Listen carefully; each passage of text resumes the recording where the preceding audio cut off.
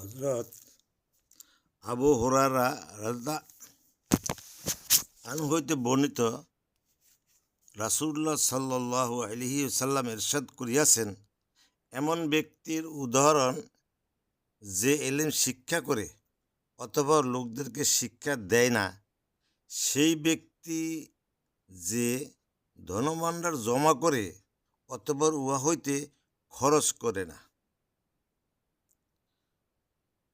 তারাবানী তারগিব। আর এক হাদিসে আসছে, হযরত যায়েদ ইবনে আরকাম রাদিয়াল্লাহু আনহু হইতে বর্ণিত যে রাসূলুল্লাহ সাল্লাল্লাহু আলাইহি ওয়াসাল্লাম এই দোয়া করিতেন, হে আল্লাহ, তুমি আমার নিকট আশ্রয় চাইতেছি, আমি আপনার নিকট আশ্রয় চাইতেছি এমন এলেম হইতে যাহা উপকারে আসে না, এমন দিল হইতে যাহা ভয় করে না, এমন নফস হইতে যাহা তৃপ্ত হয় না, এবং এমন দোয়া হইতে যাহা কবুল হয় না। মুসলিম শরীফ। আর একটা হাদিস কই শেষ করছি।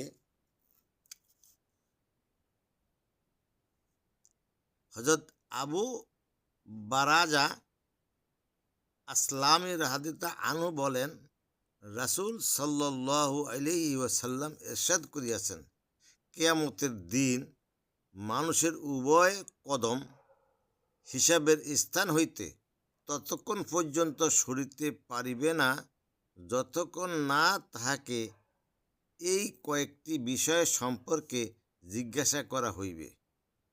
আপন জিন্দিগি কি কাজ করছ, নিজের এলেমের উপর কি পরিমাণ আমল করিয়াছ, মাল কোথা হইতে উপার্জন করিয়াছ এবং কোথায় খরচ করিয়াছ, নিজের শারীরিক শক্তি কি কাজে লাগাইয়াছ।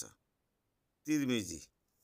আল্লাহ পাক আমাদেরকে হাদিস অনুযায়ী চলার তৌফিক দান করুক। আর ভাই, যে 3টা হাদিসই উল্লেখ করলাম, এগুলা নিজে আমল করব, অপর ভাই যাতে আমল করে এই হাদিসগুলো তাকে শুনাইব।